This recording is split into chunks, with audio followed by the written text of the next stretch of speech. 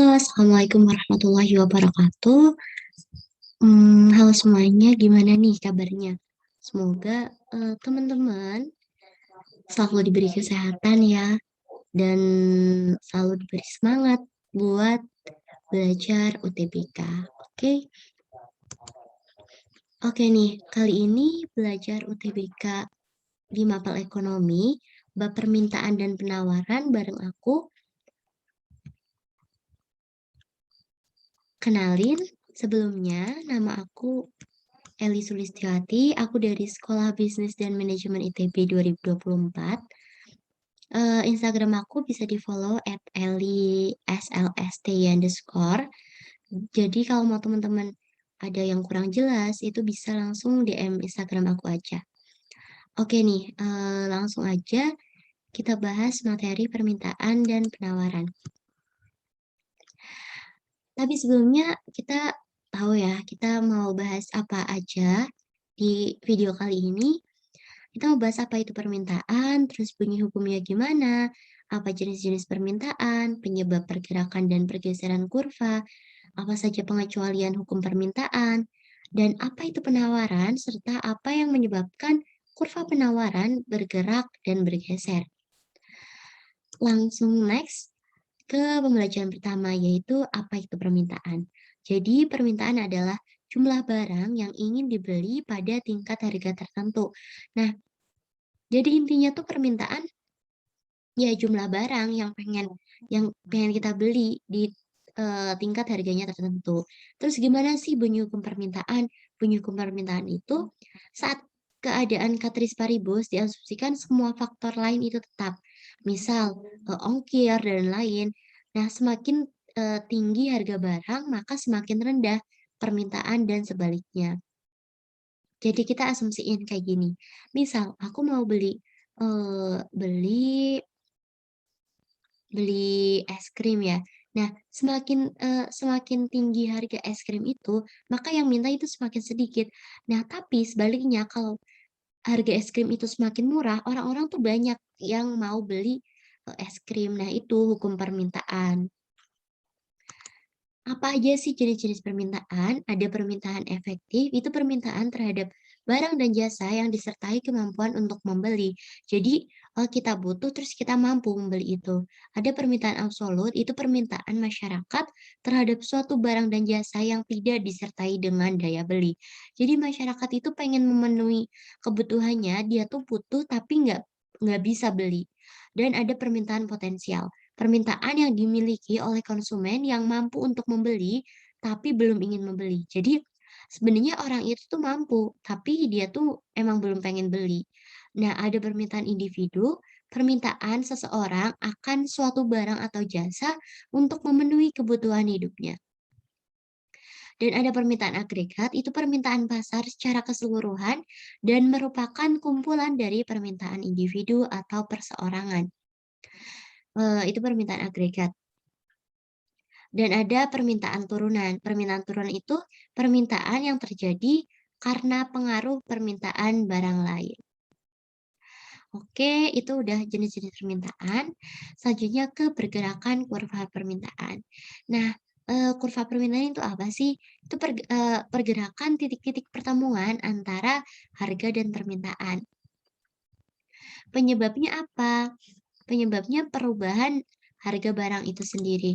Dan ini perlu banget buat kita tahu dan ingat-ingat kalau pergerakan itu penyebabnya perubahan harga barang itu sendiri. Dan ini ada rumus kayak rumus dasarnya Q sama dengan A min B kali P.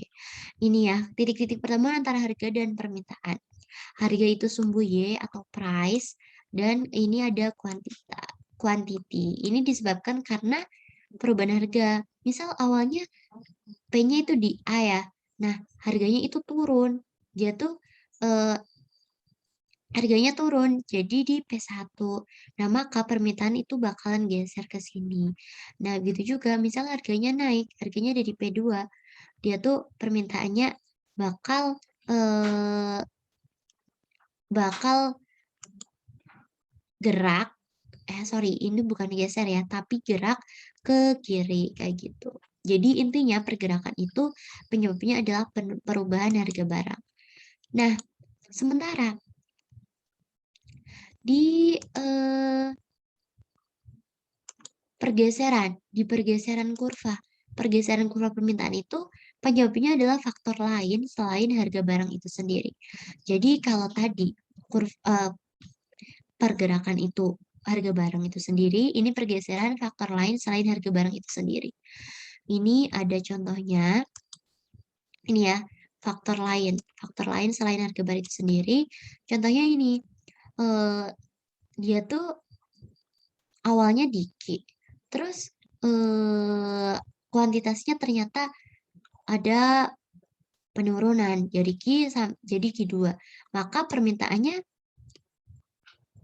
bergeser dari sini ke sini, nggak bergerak kayak yang sebelumnya. Nah, gitu juga dari ini terus permintaannya naik ke Q1. Dah, ini bergeser ke kanan, naik kayak gitu. Oke, pergerakan udah, pergeseran udah. Kita lanjut ke pengecualian hukum permintaan. Jadi ada beberapa yang dia tuh hukum permintaan tadi itu nggak berlaku. Ada barang spekulasi, barang yang biasanya digunakan untuk investasi. Contohnya emas, saham, tanah, properti. Ada barang prestis, itu barang mewah, yang fungsinya menambah prestis atau gengsi, atau harga diri. Itu contohnya mobil mewah atau barang antik. Dan ada juga barang inferior, barang yang ditinggalkan konsumen ketika pendapatan meningkat. Contoh mobil bekas dan sandal. Nah, mobil bekas dan sandal ini misal ya, nih ya, kalian itu pendapatannya itu meningkat. Kalian nggak mungkin dong beli sandalnya merek Swallow atau merek apa. Kalian eh, bakalan beli yang sepatu bermerek. Juga nggak mungkin beli mobil bekas kalau kalian pendapatannya meningkat. Bakalan beli mobil yang baru. Terus ada barang given, barang yang ditinggalkan konsumen ketika harga barang semakin murah. Contoh, kentang pada kasus Sir Robert Given. Jadi bisa di-searching ini Sir Robert Given dan belum ada contoh konkretnya untuk sekarang. Nah, lanjut ke apa itu penawaran. Penawaran adalah jumlah barang yang ditawarkan pada tingkat harga tertentu. Tadi kan permintaan, itu jumlah barang yang dimintakan. Ini penawaran yang ditawarkan. Apa bunyi hukum penawaran? Hukum penawaran adalah saat keadaan ceteris paribus diasumsikan semua faktor lain tetap, misal ongkir dan sebagainya, semakin tinggi harga barang, semakin tinggi penawaran dan sebaliknya. Ini tuh penawaran sama permintaan itu berbanding kayak beda ya, terbalik. Kalau permintaan tadi semakin tinggi, yang harga barang permintaannya semakin rendah. Nah, ini penawaran semakin tinggi harga barang, maka semakin tinggi juga penawarannya, gitu. Nih, pergerakan sepanjang kurva penawaran. Pergerakan sepanjang kurva penawaran itu kayak apa? Sama aja, pergerakan titik-titik pertemuan antara harga dan penawaran. Penyebabnya adalah harga barang itu sendiri. Ini ya, jadi kalau pergerakan-pergerakan itu identik sama perubahan harga barang itu sendiri. Nah, ini tadi rumus dasarnya ada Q sama dengan A plus B kali P. Ini contohnya dia tuh harganya berubah dari P1 jadi P2. Makanya dia tuh gerak dari sini ke sini. Gitu. Nah, untuk selanjutnya pergeseran kurva penawaran. Nah, sama kayak permintaan tadi, itu penyebabnya adalah faktor lain. Faktor lain selain harga barang itu sendiri. Karena harga barang itu sendiri pengaruhnya ke pergerakan, bukan ke pergeseran. Nih, ini contohnya dari kuantitasnya itu berkurang. Dia tuh bergeser dari sini ke sini, geser ke kiri. Terus dia tuh kuantitasnya nambah, itu dia geser ke kanan. Jadi ini perlu diingat baik-baik antara perbedaan pergeseran sama pergerakan. Kalau pergerakan itu dia tuh ya gerak masih dalam satu kayak yang sebelumnya. Dia masih dalam satu kurva miring kayak gini, dia tuh gerak.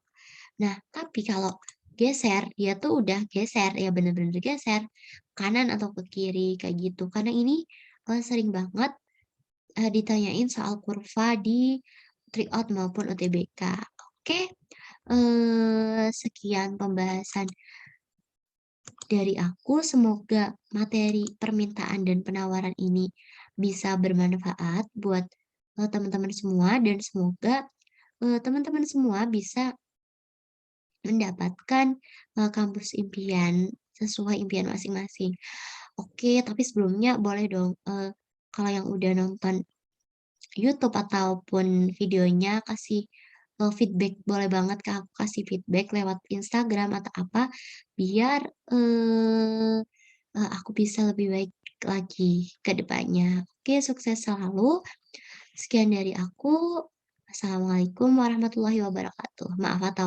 Maaf kalau ada salah-salah kata.